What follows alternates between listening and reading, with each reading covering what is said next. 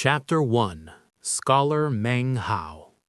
The state of Zhao was a very small nation. Like other small nations in the lands of South Heaven, its people admired the great Tang in the eastern lands, and they admired Chang'an.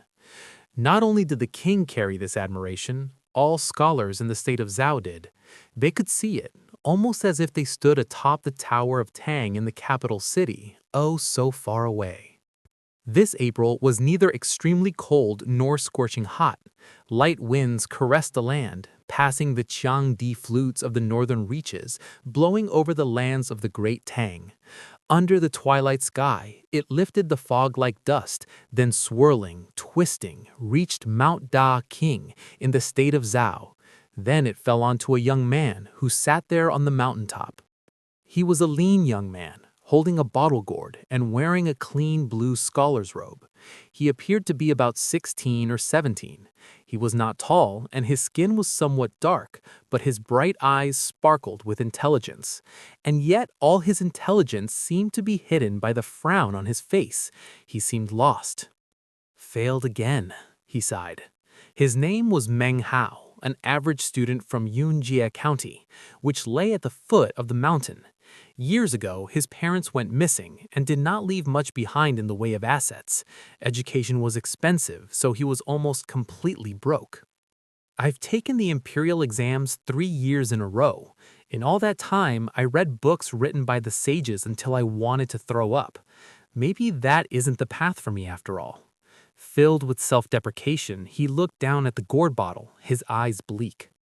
"My dream of becoming an official and getting rich just keeps getting farther and farther away. I might as well forget about trying to reach the great Tang. How useless to be a student." He laughed bitterly. Sitting there on the silent mountaintop, gazing at the gourd bottle in his hand, he looked increasingly lost. He began to feel fear. What would he do in the future? Where would he go? Perhaps a high-ranking official would take an interest in him, or a beautiful young maiden. Or would he continue to take the exams year after year? There were no answers to the questions. He was but a teenager, and this feeling of being lost had devoured him like a giant invisible mouth. He truly felt afraid. Even the teachers in town can only make a few pieces of silver. That's worse than Uncle Wang's carpentry shop. If I'd realized that earlier, I could have learned some carpentry skills from him. At least then I wouldn't be starving like I am now. He grew silent for a while. "I don't have much food or money left at home. I owe Steward Zhao 3 pieces of silver. What am I going to do?" He raised his head toward the sky, blue and grand. It was so large you could not see its ends, much similar to how he could not see his future. After a while, Meng Hao shook his head and took out a slip of paper from his robe. He read it carefully, placed it in the gourd bottle, then stood up and threw the gourd bottle down the mountain. At the bottom of the mountain was a wide river which never froze during the winter and was said to flow all the way to the Great Tang. Meng Hao stood on top of the mountain, watching the gourd bottle drift further and further along down the river. He stared unblinking. For a moment, he seemed to have glimpsed his mother and the happiness of his childhood. The gourd carried his dreams, his wishes, and his hopes for the future. Perhaps one day someone would pick it up, open it, and read the note. "Regardless of what I do, be it study or work, I will keep on living." This was his personality, intelligent and determined. If he wasn't this way, he wouldn't have been able to survive after his parents left. He raised his head toward the sky, the stubborn look in his eyes growing deeper. He was about to head down the mountain. At that exact moment, he heard a weak voice coming from a nearby cliff. The sound seemed to be borne along with the wind. As it passed Meng Hao's ears, it was almost too faint to notice. "Help! Help!" Meng Hao stopped for a moment, shocked, then listened carefully. As he concentrated, the sound of the voice calling for help grew stronger. "Help!" He walked a couple steps forward until he had nearly reached the edge of the peak. When he peered over the edge, he saw a person, his body sticking out of a crevice halfway down the cliff. Pale face full of fear and desperation, he cried for help. You're Meng Hao, right? Help, 𝓗𝓪𝓵, help!" It was a teenager. As soon as he saw Meng Hao, he expressed surprise and happiness, having suddenly found hope in a desperate situation. Wang Yuchai? Meng Hao's eyes grew wide as he looked at the young man. He was the son of Uncle Wang who owned the carpentry shop in town. How did you end up here? Meng Hao looked at the crevice. The cliff itself was quite steep, and it seemed impossible to climb down. Any slightest carelessness would send the climber falling into the river. Considering how fast the river flowed, if you fell in, the chances of dying were about 90%. It's not just me, there are other people from nearby towns, Wang gushed. We're all stuck here. Brother Meng, let's not chat, please, just help us get out. Perhaps he had been hanging out of the crack for too long, his hands grasped at the air, and if it weren't for his compatriots who grabbed him by the shirt, he would have slipped and fallen down the cliff. His face turned pale with fear. Meng Hao realized the danger, but he had climbed the mountain alone today and had no rope. How could he save anyone? At that moment, he turned and realized that the mountainside was covered with rattan vines. As frail as he was, it took him 2 hours to find a rattan vine that was long enough. Breathing heavily, he dragged the rattan to the cliff. Calling out Wang's name, he bent over and lowered the rattan down the cliff. You still haven't told me how you got down there, Meng Hao said as he lowered the vine. By flying. It was not Wang who spoke the words, but another young man who stuck his body out from the crevice next to him. This boy looked feisty and intelligent and spoke with a loud voice.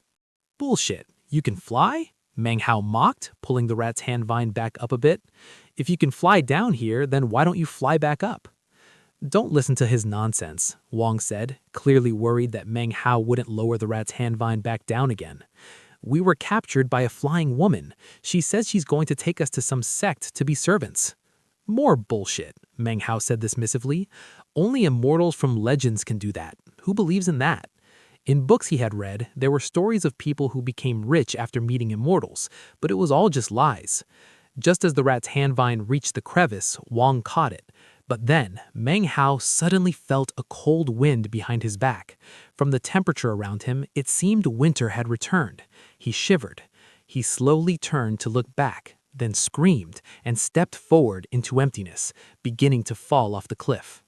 He had seen a woman in a long silver robe and pale face, standing there, staring at him. It was impossible to tell her age. She was extremely beautiful, but radiated a coldness that made one feel as if she had just crawled out of a grave. Sometimes, when you find certain things with certain qualities, it's just fate. When the voice hit his ears, it felt like bones rubbing together. This woman seemed to possess some sort of strange power, and when Meng Hao looked into her eyes, his whole body felt ice cold, as if she could see through him, as if he could hide nothing from her. Her words still floating through the air, she shook her wide sleeve, and suddenly a gust of green wind picked up Meng Hao. He flew down the cliff with her. His mind went blank. When they reached the crevice, the woman waved her hand and threw him inside. As for her, she stopped moving, as did the green wind. Wang and his 3 friends scurried backwards in fright. The woman stood there, not saying a word. She raised her head and glanced at the rattan vine. Meng Hao was so nervous he had started shaking. He stood up, glancing around quickly. The crevice was not spacious and was in fact quite narrow. Even with only a few people inside, there was not much room. His eyes fell on Wang and the 2 other young men. One was the clever fellow, the other was a clean and putty one. The 2 of them shivered, looking as if they might cry from fear at any moment. I was short 1 person, the woman said. Now she looked at Meng Hao instead of the rattan. I'll put you in with them. Who are you? Meng Hao asked, concealing his fear. He was an educated person and had a strong personality. Despite being afraid, he controlled himself and did not panic. The woman said nothing. She raised her right hand and waved, and the green wind appeared again. It lifted all the young men up, and they flew out of the cave with the woman together, shooting into the sky. They disappeared. Left behind was only Mount 𝓗. It stood there, straight and tall, merging in the darkness of twilight. The blood drained from Meng Hao's face. He saw himself within the green wind, crossing the sky. As he flew above the ground, wind blew into his mouth, making it impossible to breathe. A word appeared in his head. Immortals? He held his breath for the amount of time it would normally take to breathe 10 times, until he couldn't hold on anymore. Then he passed out. When he opened his eyes, he found that they had landed on a platform paved with green stone, halfway up a mountain. More rolling mountains surrounded him. Clouds and fog drifted about. This was definitely not the mortal world. The beautiful peaks of the surrounding mountains looked very strange. Wang and the other young man woke up, scared and shivering. They stared at the back of the woman. Standing in front of her were two cultivators wearing long green robes. They appeared to be in their 20s. They had sunken eyes with fear-inspiring green pupils. "Excellent work, elder sister Zhu," one of the men said, his voice flattering. "You found 4 talented young babies. Take them to the servants' quarters," said the woman, her face cold, not even looking at Meng Hao and the others. Suddenly, her entire body transformed. She became a rainbow and then disappeared into the mountains. By this time, Meng Hao had recovered his composure. He stared, numb, at the place where the woman had disappeared. An expression appeared on his face which had not appeared there for 16 years. His blood boiled. Servants, he thought? If the work is for immortals, the pay must be good. Now that he knew the people didn't want to kill them, he took a step forward. "Sister Su has reached the 7th level of ki condensation," lamented the second of the cultivators. "The sect priest bestowed a wind penance upon her, which means even though she isn't at the foundation establishment stage, she can still fly." He looked arrogantly down at Meng Hao and the others. "You and you," he said, pointing at Wang and the clever young man, "follow me to the southern servants' quarters." "What is this place?" Wang asked, his voice and body both shaking as the immortal pointed at him. The Reliance Sect. Chapter 2. The Reliance Sect.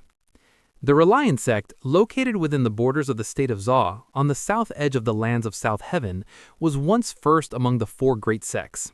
Even though it was still famous in the South Domain, it had experienced a decline in recent years and did not maintain the glorious position it once had.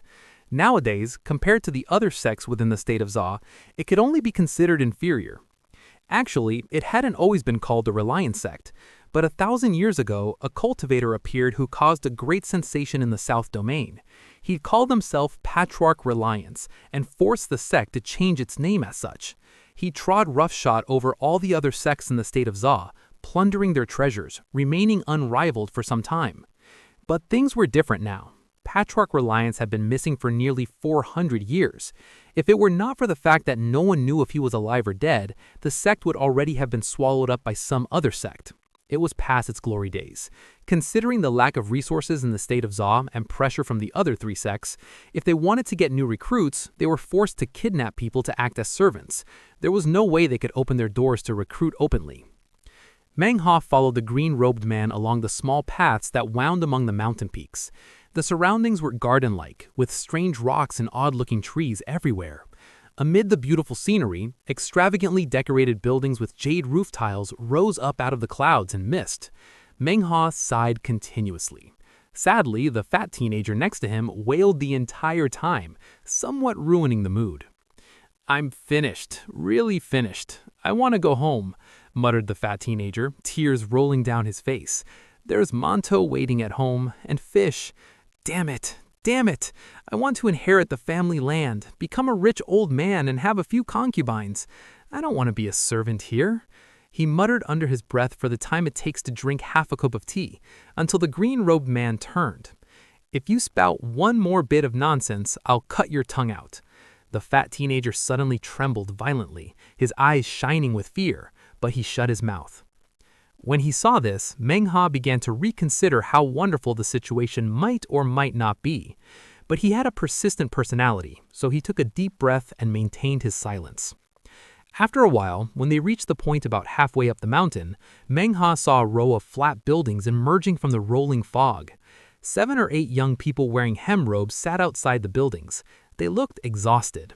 As Meng Hao and the others approached, the young people noticed them but did not call out any greetings. Some distance away, a young man wearing a light blue robe sat on a crag. His face was long, almost like a horse, and his robe was obviously more expensive and fancier than the ones worn by the other youths. Though his face was cold, when the green-robed man approached leading Meng Hao, he stood and greeted him with cupped fists. "Greetings, elder brother." "These are 2 newly arrived servants," said the green-robed man impatiently.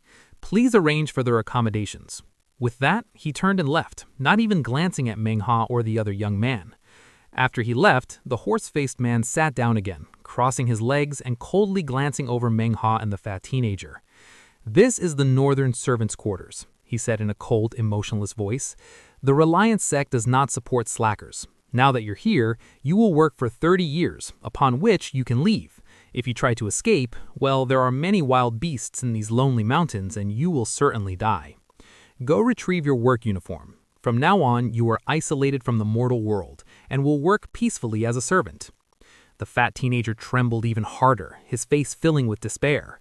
𝓮 remained calm. In fact, deep within his eyes was an undescribable sparkle. The horse-faced man noticed. He had held this position for many years and had seen many young people captured to be servants, but had never seen anyone as calm as 𝓮.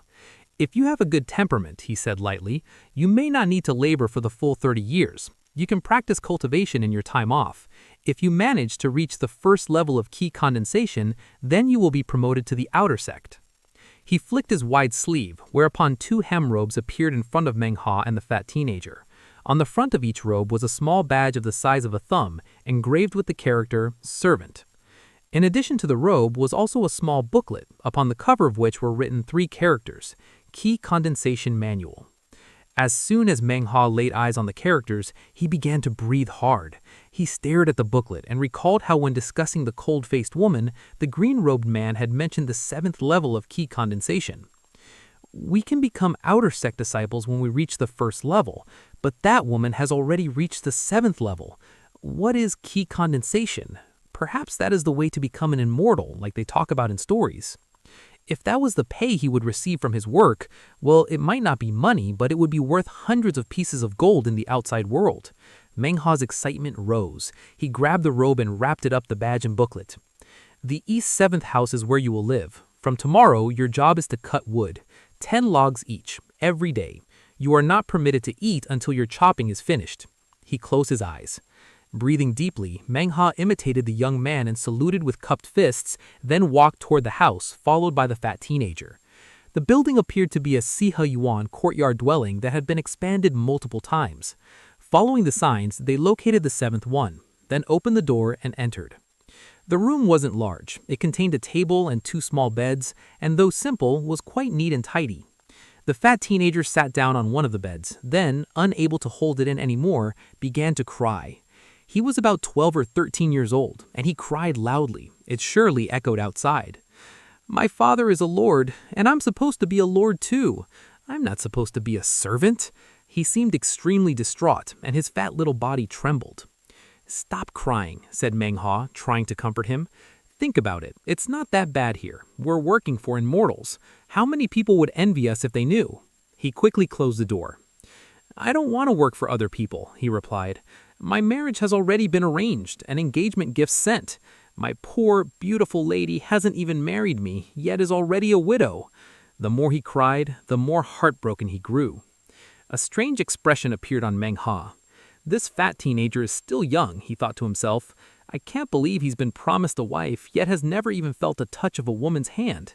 He sighed emotionally, thinking about how amazing it would be to be rich. This fat teenager's family is so rich that he never has to worry about food or clothing, and yet he has nothing. Even after selling his ancestral home last year, he still owes Steward Joe a lot of money. Thinking of the money he owed made him laugh.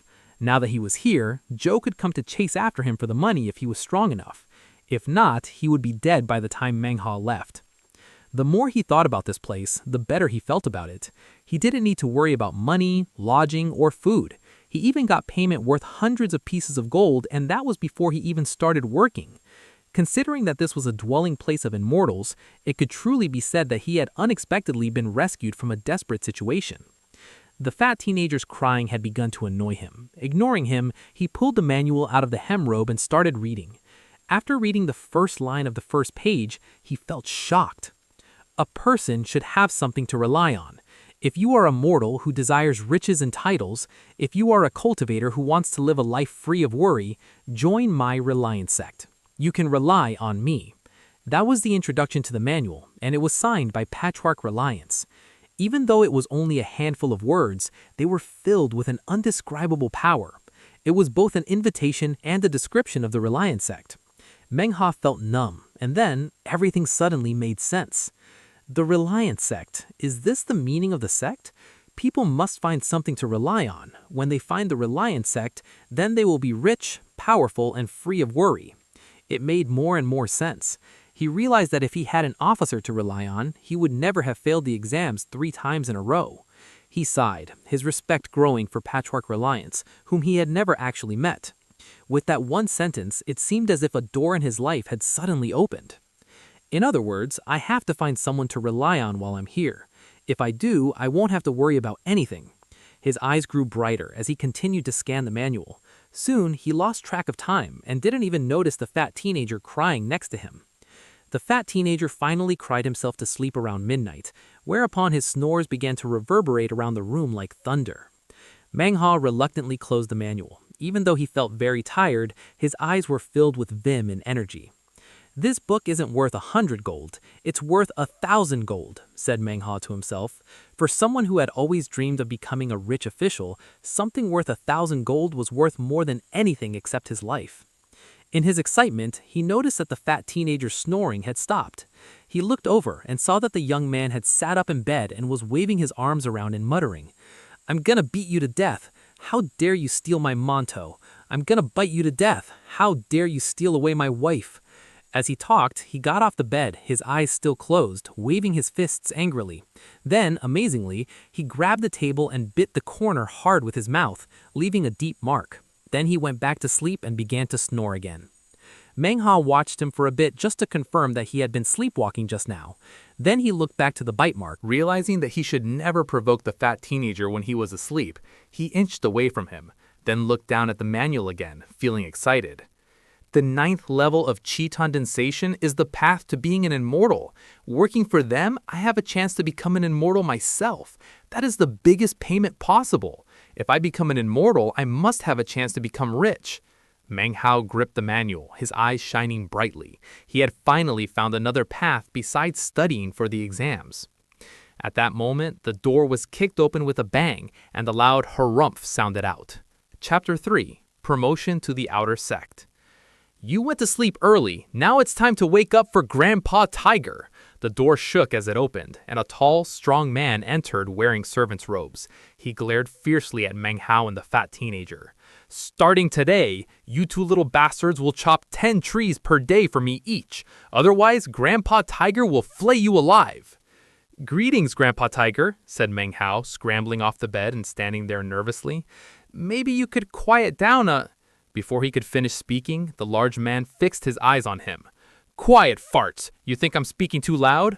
Looking at his fierce bearing and large stature, Meng Hao hesitated, then said, "But the elder brother in charge of servants already assigned us to chop down 10 trees per day." "Then chop an extra 10 for me," he said with a cold harumph. Though Meng Hao said nothing, his brain spun. He had just arrived in the immortal sect and was already being bullied. He didn't want to give in, but the man was so big and strong, and he himself was clearly too weak, unable to fight back. Then he glanced at the table and noticed the bite marks. Thinking back to how strong the fat teenager was in the clutches of his dream walking, he had a flash of inspiration. He suddenly yelled at the fat teenager, "Fatty, someone's stealing your mantou and your girl!" As soon as the words were out of his mouth, the fat teenager sat up, eyes closed, shouting, his face twisted with furious savagery. "Who's stealing my mantou? Who's stealing my wife?" he cried, leaping out of the bed. "I'll beat you to death! I'll bite you to death!" He began striking randomly around the room. The big man stared in shock, then made a step forward and slapped the boy. "You dare to shout in front of Grandpa Tiger?" His slap landed on the boy's face, but then the big man cried out. The fat teenager, eyes closed, had bitten onto the man's arm. No matter how much the man shook his arm, the boy refused to let go. "Stop biting me, damn it! Stop biting!" This man was a servant, not a cultivator. He had been a servant for a long time and his body was strong, but the pain had caused him to break out in cold sweat. He punched and kicked but couldn't make the fat teenager loosen his jaw even the slightest bit. The harder he hit, the deeper the boy bit. His flesh was mangled and it seemed as if a chunk were about to be ripped off. His screams drifted outside, such that others began to notice. A cold voice shouted out, "What's the ruckus?" It was the voice of the horse-faced young man. As soon as the big man heard it, he began to tremble in fear. Despite the horrible pain which twisted his face, he ceased his screaming. "It's not a good idea to upset the elder brother in charge of servants. There's no benefit to continuing this. Quick, stop biting me. I don't need the 10 logs. Meng Hao never imagined the fat teenager's dream state would be so intense, and also wanted to stop the situation. He walked forward and lightly slapped the fat teenager, then whispered into his ear, "The manteau is back, and so is your girl." The young man suddenly relaxed and released his jaw. Continuing to punch the air, he returned to his bed, his face covered in blood, then fell back to sleep. Giving another nervous glance toward the fat teenager, the big man left without saying another word. Meng Hao stood there gaping, admiring the fat teenager, then returned to bed with the greatest of care and went back to sleep. The following morning, at dawn. As the morning sun filled the sky, the sound of bells filled the air. It seemed to carry with it a strange power. As people heard it, they woke and began their work. The fat teenager woke up. He looked down dumbly at the marks on his body. He touched his face. "What happened last night? How come my whole body hurts? Did someone beat me up?" Meng Hao dressed silently for a while before speaking. "Nothing happened. Everything seemed normal." "How come my face feels swollen? Maybe it's mosquitoes." "Then how come my mouth has blood on it?" "You fell out of bed last night. Several times, in fact." Opened the door and stepped out, then stopped and looked back. "Look, fatty," he said in a serious tone, "you need to grind your teeth more often. Sharpen them up." "Oh, my dad used to say the same thing," he said in surprise, gingerly putting on his robes. Meng Hao and the fat teenager walked out into the sunlight and began their life as servants in the Reliant sect, chopping down trees. Each of them was responsible for 10 trees. Around the northern servants' quarter, the wild slopes were covered with trees. Although the trees were not big, they were very dense and spread like an ocean as far as the eye could see. Carrying his servant's axe, Meng Hao rubbed at his shoulder. His arm felt numb and painful. The axe was heavy. Off to the side, the fat teenager panted as they climbed. Eventually, they found a suitable area, and the sound of chopping axes gradually rang out as they began to work. "My dad is super rich," said the fat teenager with a long face. He raised his axe. "I'm gonna be super rich too. I don't want to be a servant. These immortals are strange and they have magic. Why do they need fire for? And why do they need us to chop down trees for them?" Unlike the garrulous fat teenager, Meng Hao was too tired to speak. Sweat showered off of him like rain. Because of his poverty in Yunjia County, he hadn't been able to eat much meat, and so his body was weak. He didn't have much energy. After the space of time half an incense stick to burn, he leaned up against a tree, breathing heavily. He looked at the fat teenager, who, though he was so tired he trembled, he continued to curse under his breath and chop at the tree. He was younger than Meng Hao, but a lot stronger. Meng Hao shook his head bitterly and continued to rest. He pulled out the chi condensation manual and examined it again. Following the description in the manual, he attempted to sense the spiritual energy of heaven and earth. Time passed, and soon it was dusk. In the day of work, Meng Hao had managed to cut down 2 trees. The fat teenager had managed to cut down 8. By pulling them together, it was enough for one of them to eat. They consulted for a bit, then the fat teenager went to get some food, which the 2 of them shared in their room, then fell asleep exhausted. Eventually, the fat teenager's snores filled the room, and Meng Hao struggled to sit up, his eyes filled with determination. Ignoring his hunger and exhaustion, he picked up the chi condensation manual and started reading it again. "When I used to study for the exams, I would usually stay up reading until dawn. I'm used to being hungry. As for my life now, it may be tiring, but at least I have a goal. I can't believe that after failing in the imperial exams, I will fail in cultivation." Stubborn persistence shone in his eyes. He lowered his head and began to study. He continued on until late into the night, until he finally fell asleep, although when exactly that was, he didn't know. As he slept, his dreams were filled with thoughts of sensing the spiritual energy of heaven and earth. The bells woke him in the morning. He opened his bloodshot eyes, yawned, and got out of bed. Then, along with the energetic fat teenager, went back to chopping wood. A day, 2 days, 3 days. Time continued until 2 months had passed. Meng Hao's wood-felling ability slowly grew to where he could cut down 4 trees in a day. But most of his time was spent trying to grasp the meaning of spiritual energy. His eyes grew more and more bloodshot. Then one evening around dusk, as he sat panting in meditation, his body suddenly vibrated, and he felt a prickling numbness in his limbs. Then, as it seemed as if tiny wisps of invisible qi condensed in his flesh and blood, then seeped out of his body. After that, he felt a strand of spiritual energy appear inside him. It disappeared almost instantly, but Meng Hao opened his eyes excitedly. His exhaustion disappeared, and his bloodshot eyes grew whiter. His body trembling, he clutched at the qi condensation manual. He hadn't eaten or slept much in the past months. Other than chopping trees, he spent almost all his time in spiritual energy, and now, at long last, he had some results. He felt as if he were filled with power. Time passed in a flash, 2 months, and now it was the 8th month of the year, summer. Broiling sunlight fell from the sky. Condense the qi into the body, fuse and disperse it, open the blood vessels and qi passages, resonate with heaven and earth. It was noontime in the deep mountains near the Reliant sect. Meng Hao used one hand to stoke the bonfire in front of him and the other to hold the qi condensation manual, which he studied intently. He closed his eyes for the time it takes an incense stick to burn, sensing the delicate strand of qi within his body. This was the qi that had appeared 2 months ago, and Meng Hao regarded it as a treasure. The strand was clearly much thicker now. Using the mnemonics and circulation technique described in the manual, he sat in meditation, allowing the qi strand to move about his body. After a short time, Meng Hao opened his eyes and caught sight of the fat teenager approaching quickly, carrying his axe. "Well, how is it?" panted the fat teenager as he ran up. Though fat, his body was strong. "I still can't disseminate it throughout my entire body," said Meng Hao with a laugh, "but I'm quite confident that within a month I'll be able to reach the first stage of qi condensation." Belief filled his demeanor. "What I meant was, how is the chicken?" He licked his lips as he looked at the bonfire. "Oh, pretty much done," said Meng Hao, also licking his lips and pulling back the branch he'd been using to stoke the fire. The fat teenager used his axe to dig through the soil and pull the chicken out. It was fully cooked now. A fragrant aroma filled the air. They split the chicken in half and began to wolf it down. "Ever since you were able to get some spiritual energy," said the fat teenager, his lips covered in grease, "you've been able to catch wild chickens. Compared to now, the first 2 months here were like a nightmare." This was his new practice, to flatter Meng Hao. "A lot of people get food out in the wild, you just don't know about it, that's all." As Meng Hao spoke, he took a bite out of a chicken leg, making his speech a little garbled. If you really reach the first level of qi condensation next week and become an outer sect discipline," said the fat teenager, his face bitter, "then what will I do? I don't understand any of those mnemonics." He looked at Meng Hao expectantly. "Look, fatty, the only way for you to get home is if you become an outer sect discipline." Meng Hao dropping the chicken leg and looking him in the eye. The fat teenager sat quietly for a while before giving a determined nod.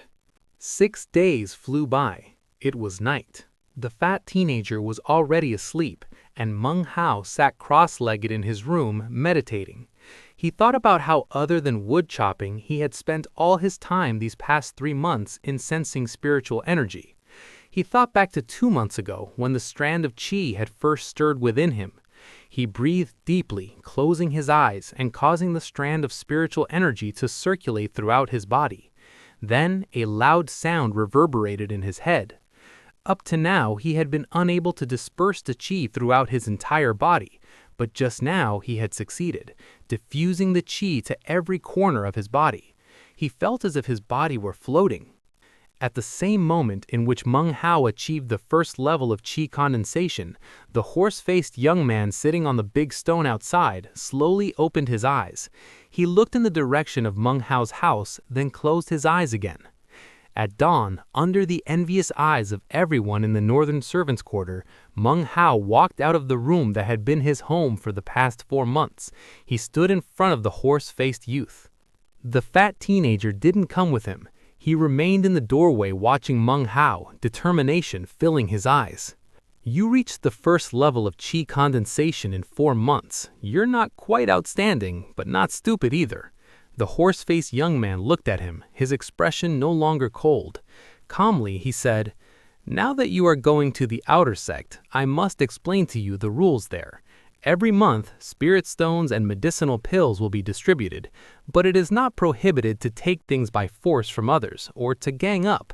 There is a public area there that some people call the killing zone. You will need to look out for yourself." As he finished speaking, he lifted his right hand, whereupon a jade slip shot out and hovered in front of 𝓮𝓪. He grabbed it. Imbue spiritual energy into that jade slip, and it will lead you to the treasure pavilion in the outer sect. That is where you will register your promotion. The horse-faced young man closed his eyes. 𝓮𝓪 said nothing. Clasping his fist in salute, he turned and glanced at the fat teenager. They looked at each other for a moment, and 𝓮𝓪 felt emotion welling up in his heart. He chose not to dwell on it. He pinched the jade slip, which began to glow with green light, and gradually floated forward. 𝓮𝓪 followed it, slowly leaving the servants' quarter. He trotted a narrow road which led away from the main gate, walking further and further away, toward the foot of the mountain. Eventually, he reached an area he had never stepped foot into during the past 4 months. The 𝓖𝓭 sect was comprised of 4 main mountains, with east, west, north, and south peaks respectively. Surrounding them were vast mountain chains which seemed to never end. At the halfway point up each mountain was a servant's quarter. 𝓮𝓪 was assigned to the northern servant's quarter on the northern mountain. The way further up was protected by defensive spells. Beyond them lived the inner sect disciples and elders. Each of the 4 mountains was like this. As for the flat area in between them all, it was filled with countless houses inhabited by the 𝓖𝓭 sect's outer sect. In this respect, the 𝓖𝓭 sect was slightly different than other sects. The outer sect was located at the foot of the mountain, whereas the servants lived halfway up. This was a sect rule created for unknown reasons by Patriarch 𝓖𝓭. From a distance, the entire area seemed to be filled with roiling fog. However, upon stepping foot into the fog, it disappeared. In front of him stretched the scene of carved balustrades and marble steps, of lofty buildings and roads paved with green stone. Outer sect disciples bustled about wearing green robes. A few of them noticed 𝓮𝓪 as he walked past. Some of them shot contemptuous glances at him, which lacked any slightest bit of good intent. He felt as if he were being stared at by wild beasts, which caused him to recall what elder brother Horseface had said about the outer sect. Not long after that, he reached a black building in the southern section of the outer sect. It was 3 stories tall, and despite being black, appeared to have been carved from jade, and almost seemed to be transparent. As 𝓮𝓪 approached, the main door opened noiselessly, and out walked a wizened middle-aged man. He wore a long robe of deep green, and a shrewd expression covered his face. He lifted his right hand in a grabbing motion, and the jade slip flew into his hand. He looked at it, then began to speak languidly. 𝓮𝓪 has been promoted to the outer sect. He shall be bestowed with a house, a green robe, a spirit plate, and a bag of holding. The spirit plate can be used to enter the treasure pavilion to retrieve a magic item. He waved his right hand, and a gray bag appeared in 𝓮𝓪's hands. He looked at the gray bag for a moment, then thought back to one of the outer sect disciples he'd passed on the road. That man had a bag just like this hanging at his waist. The shrewd-looking man looked at 𝓮𝓪 and could instantly tell that he was not very familiar with the ways of the outer sect. Otherwise, how could he be unfamiliar with a bag of holding? Feeling a bit bad for him, he coolly said, "By imbuing the bag with spiritual energy, you can pack many things into it." Having heard this, 𝓮𝓪 imbued the bag with a sizable amount of spiritual energy.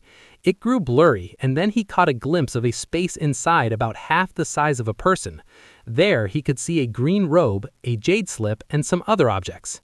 At this point, his interest was quite piqued. This bag of holding must be worth at least 100 gold. It clearly was the product of insane hands. He concentrated, and the jade slip suddenly appeared in his hand. He focused his attention even more and found that inside the bag was a map of the outer sect. In a remote corner was his house. "Go look at it later," said the shrewd-looking man coldly. "The treasure pavilion is open and you haven't entered it yet." 𝓮𝓪 lifted his head and stuffed the bag of holding into his robe. Looking at the open door of the treasure pavilion, he sucked in a deep breath and stepped in, filled with anticipation. As soon as he entered, his expression changed and he sucked in a breath. Chapter 4: A Copper Mirror. The treasure pavilion was indeed filled with treasure. Upon entering it, one's eye would be dazzled with brilliant lights. Neatly arranged jade shelves were filled with a dazzling display of bottles, swords, ornaments, and jewelry. 𝓮𝓪 began breathing heavily, and his heart started pumping. It felt as if all the blood in his body had rushed to his brain. He stood there dumbfounded. In Meng Hao's short life, he had never seen so much wealth. He felt as if it had submerged him.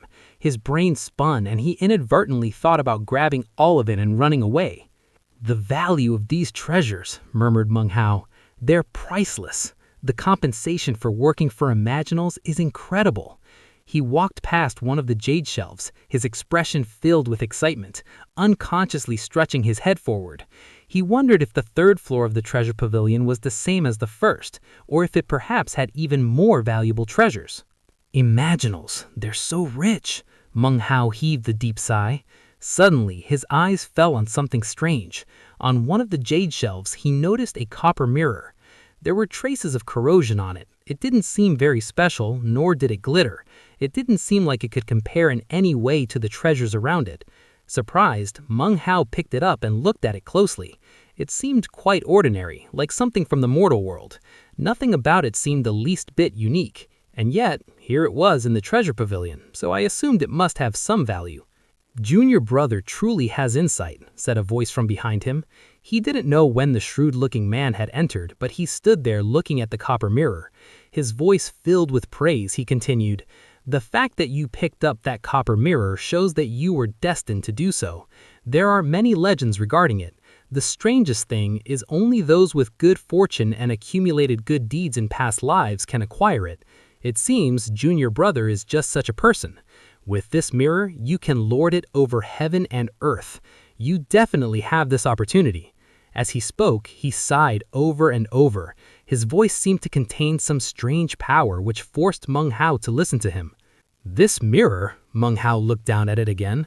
A strange expression on his face. It was not covered with complicated carvings, but instead corrosion, making it very unclear. "Junior brother, don't look at the mirror's blurriness. You should know that true treasures of a spiritual nature often hide themselves in ordinary things. The more humble they appear, the more precious they are." Meng Hao was about to put the copper mirror back on the shelf when the shrewd-looking man took a few hasty steps forward to prevent him. He looked seriously at Meng Hao. "Junior brother, the fact that you picked up this object shows that you were destined to do so. Will you really put it back just because it looks ordinary? I have been responsible for the treasure pavilion for many years, and I know the origin of all the items here. Many years ago, this copper mirror caused a huge commotion in the state of Zhao. It was created from a ray of light which fell from the heavens. After acquiring it, Patriarch 𝓲𝓭 studied it in secret, believing it to be a treasure of the heavens. In the end, he couldn't unlock its mysteries, and came to the conclusion that it was predestined to fall into the hands of someone who would use it to trample upon heaven and earth." It startled Meng Hao to hear the name of Patriarch 𝓲𝓭. He had just entered the outer sect, and there were many things he was not familiar with. He began to hesitate. Patriarch 𝓲𝓭 studied it, but couldn't understand it? Your words are incorrect, junior brother. Allow elder brother to explain. Patriarch 𝓲𝓭's lack of success in his studies proves that there is something unique and unusual about this treasure. Before you, 10 or more people took it to study it, and though none of them succeeded in understanding it, none of them regretted their decision. What if you are the person destined to possess the mirror? At any rate, if you take it, you can rest at ease. Of your fellow disciples who took the mirror in the past, most came back within 3 months, and I let them exchange it for something else. After dealing with me for some time, you will find that I am very easygoing. I don't want to give fellow disciples a hard time. If you take it but are unable to unlock its mysteries, then you can return it at any time and exchange it for something else. But if you abandon it and it turns out you were destined to take it, then you will regret it for your entire life. The shrewd-looking man stared intently at Meng Hao. When he saw Meng Hao hesitating, he laughed to himself. The new disciples were always the easiest to toy with. All he had to do was tell them the story of the mirror's legend, and the grand words would seduce them. Their hearts would begin to boil. But Meng had studied and read from childhood, so he was quite intelligent. From the shrewd-looking man's seemingly earnest expression, he could conjecture that the mirror was not exactly as had been described. But the man stood there in front of him, clearly determined to prevent him from putting it back. Even dropping it to the ground would be of little use. He began to regret picking it up in the first place. "Junior brother," he said, his face stern, his voice low. "Don't violate the rules on your first day. When you pick something up in the treasure pavilion, you are not permitted to put it down." The shrewd-looking man felt that enough was enough. This was his usual method to get people to take the mirror.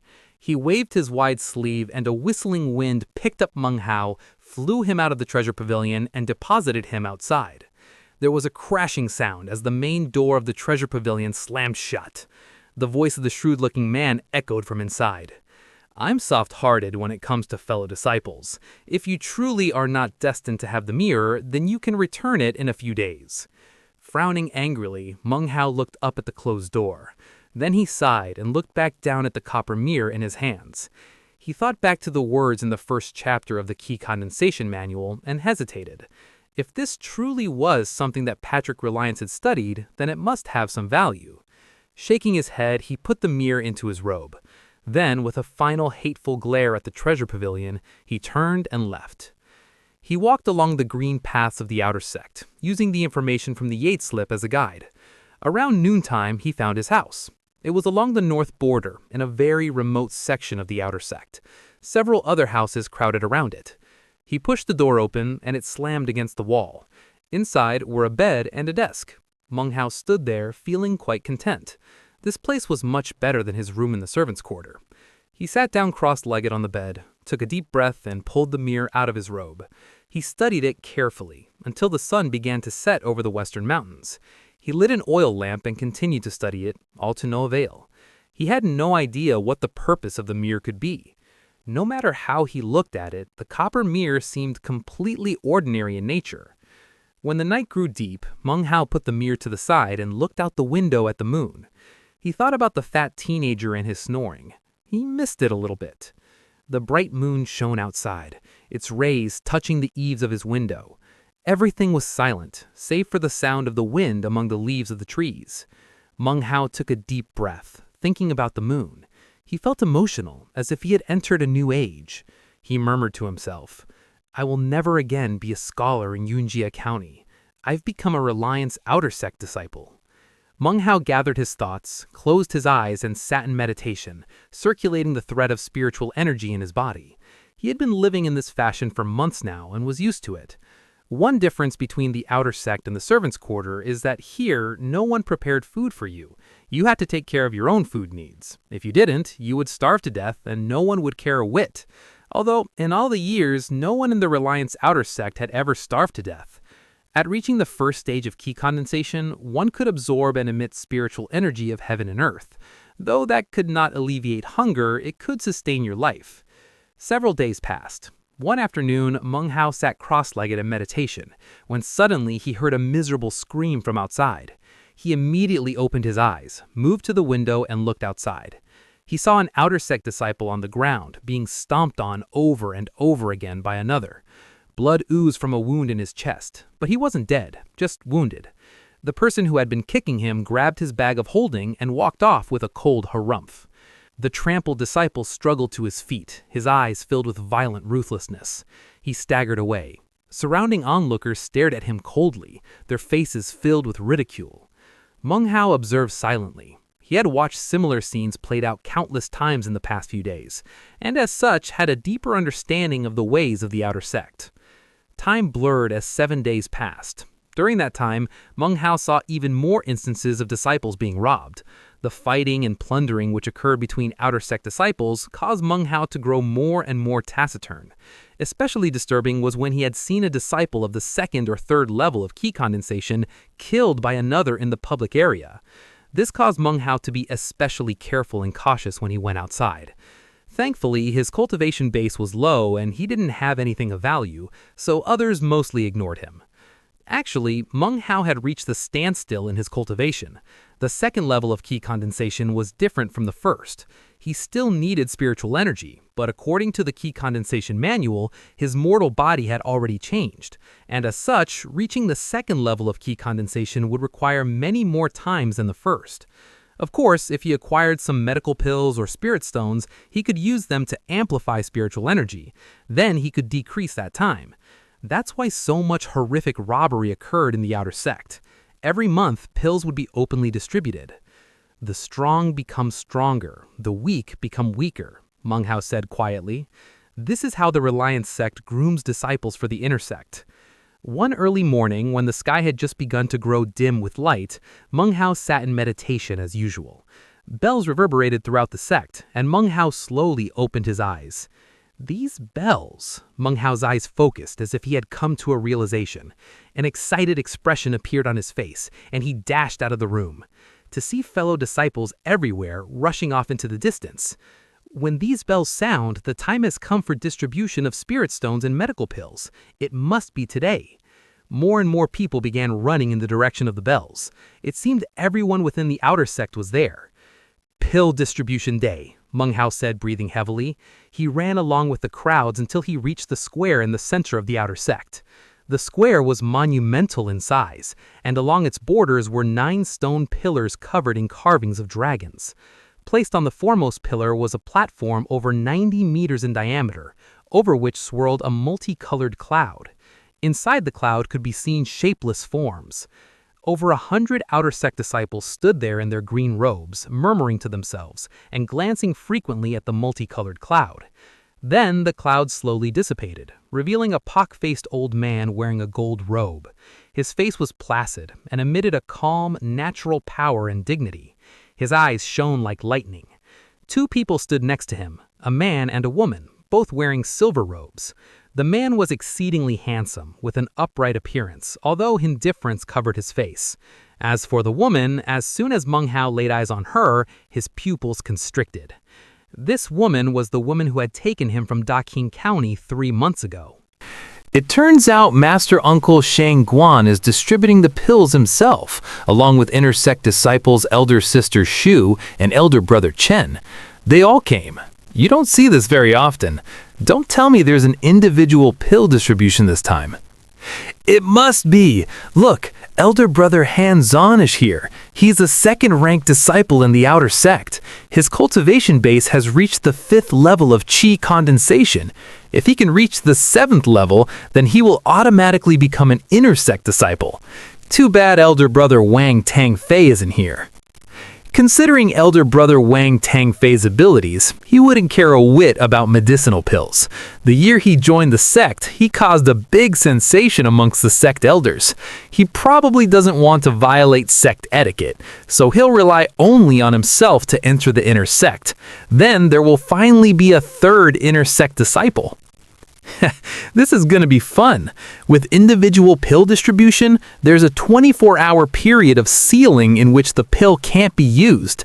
Every 2 hours, the pill glows brightly. Anyone who wants to fight for it will be able to determine its location. Even if you grab the pill and run, you won't be able to keep it hidden for 24 hours. Meng Hao listened to the discussions around him. Even though it was his first time taking part in this sort of thing, he knew whenever pills were distributed, there was a lot of fighting. In his half a month here, he had seen plenty of fights, and even some deaths. If today was really an individual pill day, then the fighting would be even intense. Meng Hao remained silent. Considering he was at the 1st level of qi condensation, there was no way he'd end up with a pill. Just looking at the greedy faces around him gave him a deeper understanding of the expression, the law of the jungle. "Quiet," said the old man in the gold robe. His voice was cold as he stood on the platform, and though he didn't speak loudly, his voice reverberated like a booming thunderclap. The cultivators standing below him were shocked to the core. Their ears hummed. Meng Hao was the most shocked of all, and it took him some time to recover. "I am 𝓗𝓮𝓪𝓵. Today, everyone in attendance will receive 1 spirit condensation pill and half a spirit stone." 𝓗𝓮𝓪𝓵 flicked his right arm, and immediately hundreds of medicinal pills and spirit stones flew about in all directions. They landed perfectly in front of everyone present. Meng Hao gazed at the medicinal pill and spirit stone floating in front of him. A fragrant, intoxicating aroma washed over him. This was his first time ever seeing a medicinal pill or a spirit stone. The spirit stone was about the size of his fingernail, sparkling and almost translucent. Just looking at it could mystify a person. His heart began to beat rapidly. These 2 items must be worth thousands of pieces of gold. Without any hesitation, Meng Hao reached out and grabbed the pill. He was about to pop it into his mouth and swallow it down when he noticed that no one else around him was doing such a thing. His heart lurched. He looked down at the pill in his hand and noticed that it had a faint glow to it and was sealed with a strange mark. As Meng Hao stared at the pill in his hand, 𝓲𝓮𝓪𝓵's voice once again rang out from the platform. There is also a dry spirit pill. A purple-colored medicinal pill could be seen in his hand. As soon as it appeared, a wonderful fragrance filled the entire square. Even just breathing it, Meng Hao felt as if his spiritual energy had increased a bit. This was clearly no ordinary pill. That's a dry spirit pill. That's something incredibly precious to anyone under the 5th level of qi condensation. There can't be many within the sect, and yet, there it is. When that pill is distributed, the fighting here in the outer sect will be fierce. Who knows how many people will die? The crowd buzzed as they stared up at the glowing pill held by 𝓲𝓮𝓪𝓵, with their faces filled with greed and desire, especially disciples who were on the brink of breaking through to a new level of cultivation. They fairly panted. Originally, the dry spirit pill was not to be distributed today. However, I heard there was a disciple promoted to the outer sect this month, which makes me very happy. If we can do this every month, then brilliant glory lies just around the corner for the Reliant sect. I bestow this pill upon that person as an encouragement. 𝓲𝓮𝓪𝓵 smiled, and his glittering eyes swept across the crowd to fall on Meng Hao. Meng Hao's heart began to race. The first half of the short speech had left him uneasy, but he had no time to react. 𝓲𝓮𝓪𝓵's right hand flicked, and the purple pill appeared in front of him. Before he could even make an attempt to refuse, the pill lowered into his hand. As of that moment, Meng Hao's entrance to the Reliant sect could be called unprecedented. The eyes of the entire crowd focused on him. Greed and cruelty filled their expressions, as if they planned to rip him apart alive. Even the man and woman standing next to 𝓲𝓮𝓪𝓵 were staring. The woman had a look of shock on her face, which she quickly covered with an icy expression. So a first-level qi disciple receives the pill. There will be a lot of fighting this time. This guy is going to be public enemy number 1. He's finished. Last time there was an individual pill day, the guy who received the pill was at the 2nd level of qi condensation. He hesitated for just a moment too long, so elder brother 𝓲𝓮𝓪𝓵 dragged him to the public area and lopped off his head. The sound of discussion reverberated across the square, and many disciples of the 2nd or 3rd level of qi condensation, despite knowing the danger, grew greedy. Because the cultivation base of the person who received the pill was so weak, they felt like they were qualified to snatch it. Meng Hao's entire body broke out in cold sweat. He wanted to throw the pill away, but he found that it actually stuck to his hand, making it impossible to get rid of. Around him, covetous eyes stared at him menacingly, and suddenly, it was as if he could feel the shadow of death hanging over him. Some people began to slowly walk toward him, murderous expressions filling their faces. "Junior brother, why don't you toss that pill to me? If you don't, I'll give you a thrashing. If you don't give it to me, next year today will be the anniversary of your death." The murmurs blasted at him from all directions. At that moment, 2 old men sat cross-legged on one of the nearby mountain peaks, smiling as they discussed the scene unfolding in the outer sect square. Master 𝓲𝓮𝓪𝓵 really doesn't pay attention to things. To give the medicinal pill to a pup like that who just entered the sect, he's finished. It seems our Reliant sect will be short another disciple. The fighting this time isn't going to be interesting at all. I bet that as soon as the restrictive fog dissipates from the square, the pup will toss the pill. As soon as the 2nd old man finished speaking, the 9 colorful dragon-carved statues surrounding the square began to fade in color. From the look of it, after the space of about 10 breaths, they would be completely colorless. At that point, the restrictive fog would also disappear. Meng Hao's heart began to pound. He didn't need anyone to explain to him what would happen when the glowing pillars grew dark. The square would become a scene of madness. Even if he threw the pill away, that in and of itself would make some of the people angry at him. How could this be given to me?" said Meng Hao, sweating. His mind began to spin. If he didn't get rid of the pill, he would die. If he threw it away, he would become an object of hatred. Trying to make use of all the knowledge he had acquired in his 3 years of studying, he looked at the fading colorful glow and then at 𝓗𝓮𝓪𝓵, who stood amidst the colorful fog on the platform, preparing to leave. At this critical moment, Meng Hao suddenly had a flash of inspiration. He took a step forward and called out, "Disciple has something to say." Being able to come to the Reliance sect and experience the wonders of living amidst infinites has been a wonderful stroke of fortune. Disciple would very much like to offer thanks to one person who made this possible. Disciple has been waiting day and night for another opportunity to lay eyes on her, to offer thanks in person. Today, I finally have that opportunity. He talked faster and faster, and as he did so, 𝓗𝓮𝓪𝓵 stared in shock, no longer making his leave. That person is Elder Sister 𝓲. Elder Sister 𝓲, junior brother is extremely appreciative of what you did and is truly unable to pay you back. I would like to offer this pill as a measure of my thanks to you for giving me a new lease of life. Meng Hao lifted up his right hand, raising the medicinal pill up high. 𝓗𝓮𝓪𝓵 gaped, clearly never having imagined that Meng Hao would say such a thing. A strange expression appeared on his face, and he slowly smiled. Standing next to him in her silver robe, Miss 𝓲 also stared in shock. Even though she was still cold and detached, there was something different about her expression now.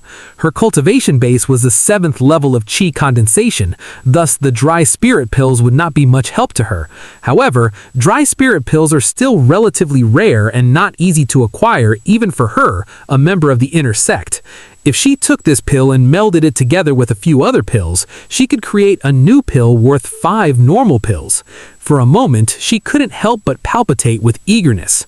At this moment, even the man in the silver robe with the cool expression looked down at Meng Hao. Everyone was quiet. The cultivators who had been advancing on Meng Hao suddenly stopped in their tracks, strange expressions on their faces. They stared at him with confusion. After the brief silence, there was sudden an uproar. "You can do this? To give away a medicinal pill in front of all these people to an inner sect disciple? Who dares to fight for the pill now? That would basically be picking a fight with the inner sect." A simple method. How come I never thought of that? Damn it, damn it. I can't believe I didn't think of doing this that one time. I was injured so badly I was bedridden for 3 months. The people staring at Meng Hao seemed to have different feelings on the matter. It's hard to say what happened in ages past, but As for the cultivators here, they had never seen anyone deal with a medicinal pill in this fashion. As of now, Meng Hao had been indefinitely impressed onto everyone's memories. As of now, the dragon-carved pillars were completely colorless. The pill still lay in Meng Hao's outstretched palm, and yet no one moved to take it. This was truly something rare to see in the Reliance sect. Miss 𝓲's expression had returned to normal. Without hesitation, her right hand flashed downwards, and the medicinal pill flew from Meng Hao's hand into hers. Seeing the pill taken away, Meng Hao secretly sighed. However, he knew that in his current state it could only bring him calamity. Around him, everyone else sighed, feeling angry at Meng Hao. But as soon as they thought of Elder Sister 𝓲, any such anger dissipated. Miss 𝓲 hesitated for a moment. Considering her status as an inner sect disciple, it would be a bit improper to take something so valuable from an outer sect disciple and not offer anything in return. She was silent for a moment, then said, "Years ago, when I was a member of the outer sect, an immense cave was bestowed to me. I shall lend it to you to live in." She reached into her bag of holding and pulled out a white jade slip. She tossed it down toward Meng Hao, and he grabbed it from the air. Elder Sister 𝓲's immense cave. This fellow really got lucky. They say there's a lot of spiritual energy in there, more than anywhere else in the sect. Elder Sister 𝓲 says she's going to lend it, but she's obviously just giving it to him. She just used the word lend so that everyone wouldn't think too much. This kid really did the right thing in giving her the pill. Damn it, I wish I had thought of that back then. Just then, back atop the mountain peaks outside the outer sect were the 2 gray-robed old men who had been betting on the proceedings. Tall and grand, their eyes glittered brightly with praise. They laughed heartily.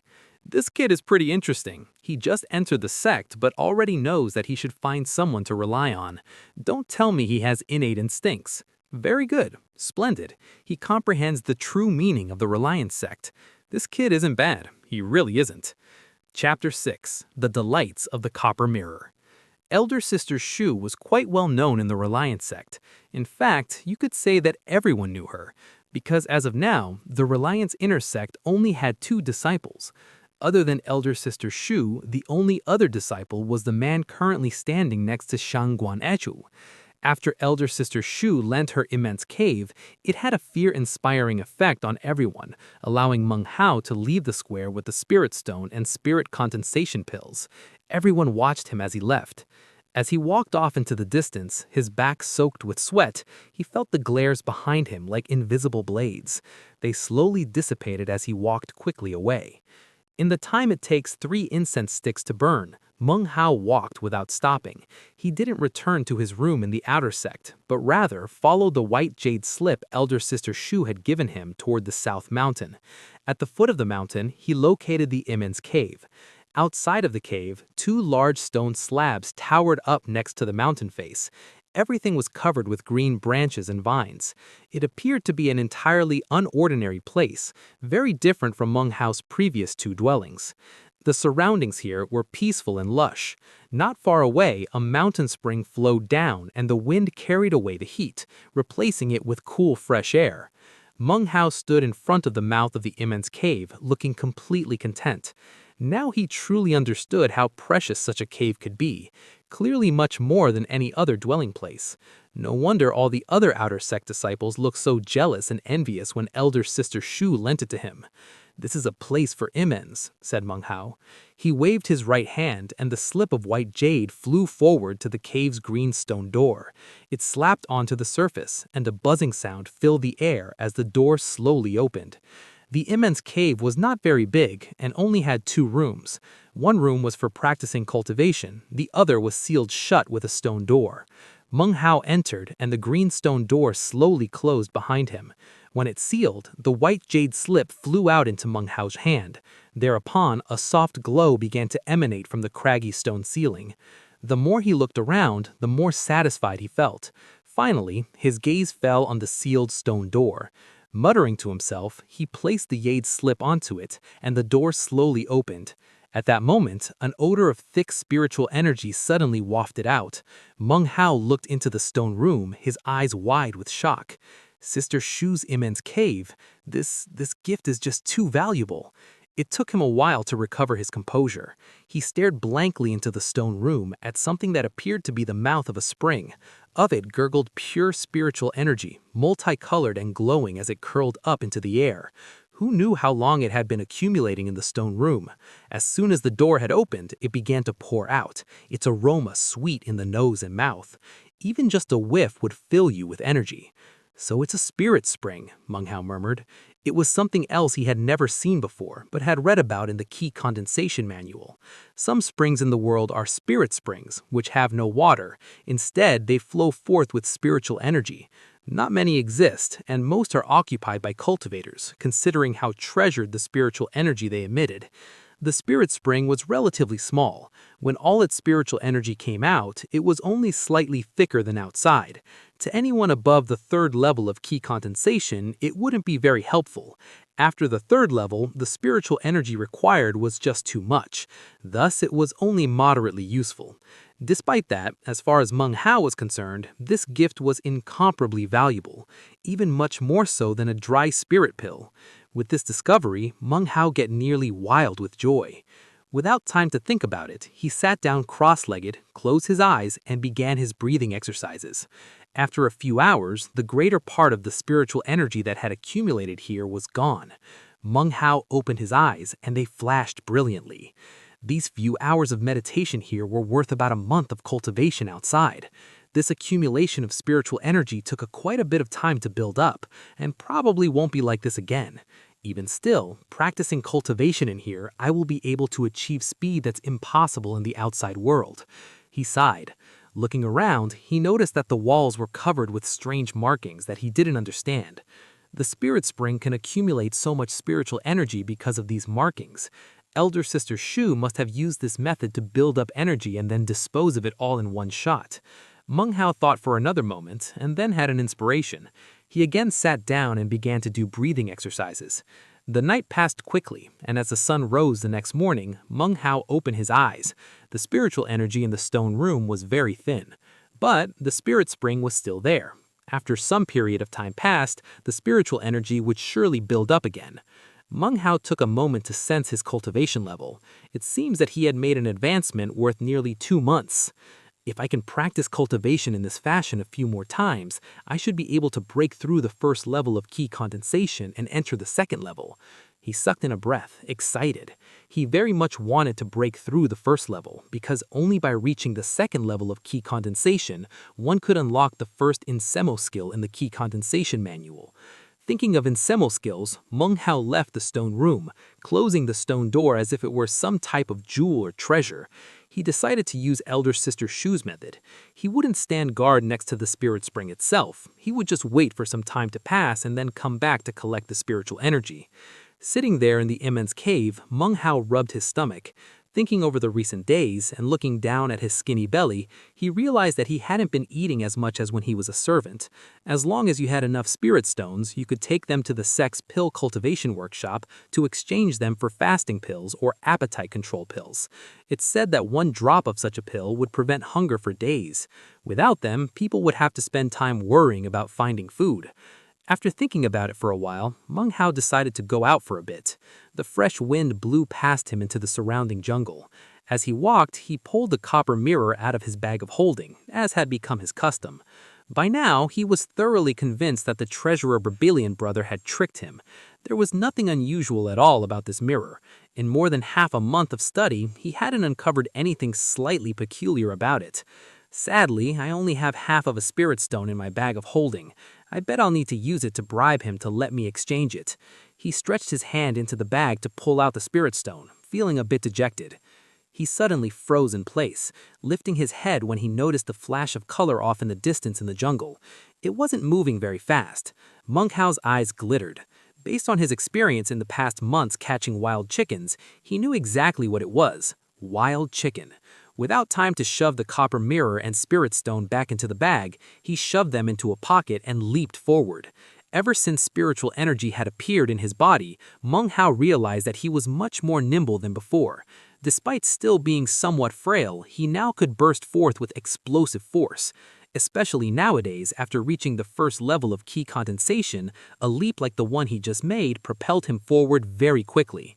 In the space of about 10 breaths, he was able to snatch the alarmed wild chicken. He clasped it by the 2 wings so that it couldn't move about. "I wonder how good old Fatty is doing recently," he said, thinking about the fat teenager as he lifted up the chicken. Maybe he would go find him and share a meal of wild game. Just as he turned, he suddenly felt something in his robe growing hot. Moments later, the previously quiet chicken in his hand started to struggle wildly and emit miserable squawking. It moved around with such energy that Meng Hao almost couldn't keep hold of it. The wild chicken struggled even fiercely, squawking with incomparable shrillness. Then a popping sound could be heard coming from its butt, which then suddenly exploded, sending blood and gore flying in all directions. Everything happened so suddenly. Meng Hao stood there gaping. Ever since arriving on the mountain, he had caught quite a few wild chickens, but this was the first time he had seen something like this. He looked down at the dead chicken and its exploded rear. Then he looked around. Everything was still and quiet. Not even a shadow moved. What just happened? Meng Hao shivered. The wild chicken's death had been quite miserable. It must have experienced incredible pain, for its butt exploded. Meng Hao took in a deep breath, suppressing the anxiety he felt. The wild chicken's death had been too odd and horrific. He felt as if a cold wind was blowing down his back. "Something's not right," said Meng Hao. He tossed away the dead chicken and then pulled out the mirror and the spirit stone. He remembered that just before the strange thing had happened with the chicken, something in his robe had started to grow hot. Could it be the spirit stone? Then his eyes fell onto the copper mirror. His heart began to beat faster, and a powerful radiance shone forth in his eyes. "Don't tell me." The hand holding the mirror began to tremble. He had no time to go eat with the fat teenager. Gripping the mirror, he ran as fast as possible into the jungle, trying to find another wild animal. He needed to know if the wild chicken's killer really was the mirror. He didn't have to run for very long before a wild deer appeared right in front of him. It stood there, looking at him stupidly, then angrily. 𝓲𝓵 immediately shined the mirror onto it. The deer's expression changed immediately. It leaped to flee, calling out miserably, in a heart-rending fashion difficult to describe. Anyone who heard it could only imagine how miserable the creature must be. 𝓲𝓵 could clearly see the animal's flank as it leaped into the air. Before it could land, its butt exploded with a bang, its body twitching as it fell. Looking at the dead deer, then back at the mirror, an unprecedented look of excitement appeared on 𝓲𝓵's face. What a treasure! A real treasure! It's so strange, a treasure that explodes the rear ends of wild animals? Even though he didn't understand it completely, he was still very excited. Regardless of why the treasure did this, he had an itching desire to go test it out on some more animals. Chapter 7. I Need Spirit Stones. As he walked, he grew more and more excited. The road he walked was filled with blood and gore. The blood and gore of scores of wild animals whose butts had exploded violently. Bang! Another furry animal in front of him screamed shrilly as if an invisible attack struck its rear end 3 times until it exploded, sending a mist of blood spraying into the air. Boom! That was a fierce, human-sized tiger that had been about to pounce on 𝓲𝓵. In mid-air, it emitted a terrifying roar that changed into a horrific squeal, whereupon its butt blew open, showering gore and blood everywhere. Perhaps because it had so much fur, it actually exploded 5 times in succession. What a treasure! A mighty treasure! Before he knew it, dusk had fallen, and 𝓲𝓵's expression could not be more excited. He looked down at the copper mirror. Throughout the day, he had exploded the rear ends of over 100 animals. Fortunately, he was out in the multitudinous wild mountains, otherwise the stench of the blood and gore would be overwhelming. The mirror isn't completely effective though. When I tried it out on that python and the fish, it didn't do anything at all. It seems it doesn't work on animals with scales, but it's still awesome. He had tested it out in many ways and had discovered that it didn't work when inside the bag of holding. It only worked when he held it. He also got a strange, excited feeling when it was at work exploding wild animals' rear ends. It also looked like the corrosion was beginning to fade, as if it had been hidden away for years and finally was able to stretch its legs. As dusk fell, 𝓲𝓵 found himself some distance out in the wild mountains. The night wind blew, and he took in a deep, excited breath. He was just getting ready to head back to the 𝓗𝓮𝓪𝓵 cave. After all, these mountains were filled with wild animals. 𝓲𝓵 had even heard that demonic beasts that practice cultivation lived out here. Despite his excitement, he also knew that it could be dangerous. He had come to this place while searching for wild animals, so the going had been slow. But on the way back, he could go much more quickly. 𝓲𝓵 sped along through the wooded mountains, and before long, a bright moon hung high in the sky. Soon, he could see that only 3 mountains lay between him and the 𝓗𝓮𝓪𝓵 cave. Suddenly, he felt a hot wind on his face, accompanied by an acrid odor. He stopped, his heart thumping, then retreated a few steps. Roar! As soon as he stepped back, the air about him shook with a mighty roar, and once again the hot wind and acrid odor swept over him. There, in front of him, was a monkey-like creature about the size of a human. Its red eyes radiated cruelty, and its entire body was covered with thick, luxuriant fur. The fierce beast gave 𝓲𝓵 a bloodthirsty stare. 𝓲𝓵's expression changed as he looked back at the creature. His mind reeled, as if he were about to be blown away by the creature's gaze. He could sense the creature's cultivation base fluctuating. Second level of ki condensation. 𝓲𝓵 took another step back, his expression horrified. This was no wild beast, it was a demonic beast. It must have been attracted by the reek of blood from all the slain animals. There was no time for him to think. The long-furred, monkey-like demonic beast leaped into the air, and then, suddenly, its entire body was covered in fire, a fire that did not singe its fur anything. It shot towards Meng Hao. At this critical juncture, Meng Hao's expression changed. He wasn't sure if the copper mirror would be effective against the demonic beast, but there was no time for consideration. As it leaped into the air, he ducked to the side, pulled out the mirror, and shined it towards the demonic beast. Then a miserable scream filled the air. In mid-air, a geyser of blood shot out of the demonic beast. Its face twisted in horror, its eyes no longer filled with cruelty, but rather confusion, as if in the entire life it had never experienced anything so painful. But it didn't retreat. Moments later, more blood exploded. Now the confusion in its expression turned to complete astonishment. It stared in horror at the mirror held in the hands of the young man standing in front of it. It turned, covering its rear end with its claws. The fire went out, and it made to flee. But before it could go more than a handful of meters, its butt exploded again.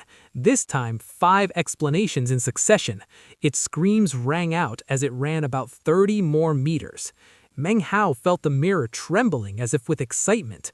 A powerful boom rang out, shooting straight towards the demonic beast's rear end. An incomprehensible scream rang out over the wild mountains as half of the demonic beast exploded. A cloud of blood and gore shot up, then slowly descended to the ground. Confusion filled its face as it gasped a few last breaths, then died. Everything had happened so fast. The whole time, Meng Hao just stood there gaping. Finally, he took a breath, then looked down at the mirror, panting. Even demonic beasts can't avoid having their rear ends exploded. This mirror! In his excitement, he felt even more awe. He put it away, then looked over at the corpse of the demonic beast, his heart thumping. The Key Condensation Manual has an introduction to demonic beasts. It says that they have a demonic core inside their bodies which contains spiritual energy. I should be able to just eat it. He quickly walked over to the corpse, and sure enough, in the abdomen of the creature, he found a pristine demonic core, about the size of a knickerball. It emitted a delicate, fragrant aroma which left him feeling extremely comfortable. Having retrieved the demonic core, Meng Hao hurried along his way.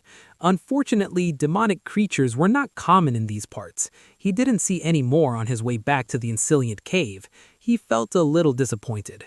By the time he got back, it was deep into the night. He sat down cross-legged and looked at the demonic core and the copper mirror, his eyes shining brightly.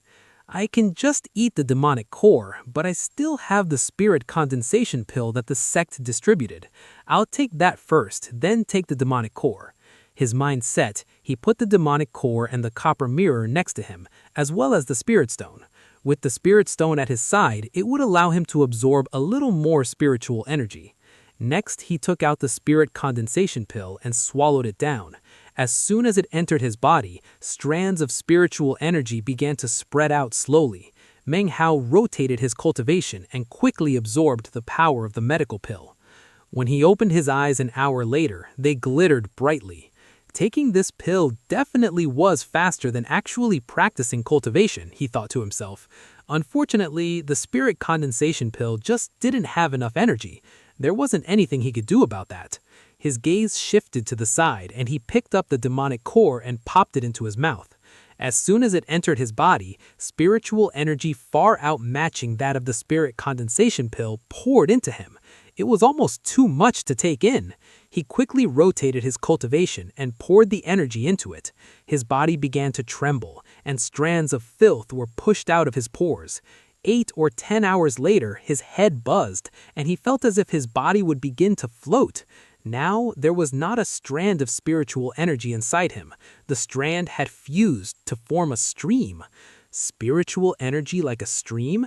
The body excretes the mortal filth? Don't tell me this is the second level of key condensation? Meng Hao opened his eyes. They shined with an indescribable expression. He looked down at his body, then cast his senses inside, and took a long moment to examine himself carefully. Sure enough, He had broken through the first level of qi condensation into the second level. Demonic cores really are incredibly effective. Meng Hao's eyes sparkled. He stood and strolled around the Immortal's cave, enjoying the feel of the stream-like spiritual energy circulating through his body. He was incredibly happy. I am now a second-level qi condensation immortal. Too bad demonic cores are so rare. Otherwise, I would be able to practice cultivation much more quickly. And it's all thanks to my treasured mirror. Meng Hao looked at the mirror. When he did, his body suddenly trembled, and he unconsciously rubbed his eyes. He looked even more closer, an incredulous expression filling his face. The copper mirror lay there just like before, but there was no spirit stone on top of it. Instead, there was a demonic core. His brain spun, filled with confusion. He felt as if he had lost his mind. He stared mutely at the demonic core sitting on top of the copper mirror and began to hesitate. He had placed a demonic core and a spirit stone onto the mirror. He remembered clearly, but he had eaten the demonic core already. Suddenly, he wasn't so sure. Had he eaten the demonic core, or had he eaten the spirit stone? I couldn't have eaten the spirit stone. Meng Hao gaped for some time, then slowly picked up the demonic core. He hesitated, then put it in front of his mouth and sniffed. The smell made him certain. What he had eaten moments ago was definitely a demonic core. What's going on? There's another one. Don't tell me I was mistaken and the demonic beast actually had 2 demonic cores in it. Meng Hao felt even more confused. He shook his head, forcing himself to clear his thoughts. He looked at the demonic core, then the copper mirror. His body began to tremble, and his eyes shone with an incredible brilliance, as if he had just glimpsed 10,000 pieces of gold. It seemed as if he would drop the demonic core at any moment. Could it be the mirror absorbed a spirit stone and produced a second demonic core? His voice quavered. He originally felt that the mirror's ability to explode wild beasts was powerful enough. He had never imagined that it would have an even more profound ability. After a while, he recovered a bit, although his heart was still filled with a multitude of thoughts. Right now, he didn't have a spirit stone to test out, so his heart was filled with anxiety. He was filled with an aching desire to get one to experiment with. Spirit stones. I need spirit stones. His eyes shone like a ferocious wild beast. At this moment, spirit stones were more valuable than gold in his eyes.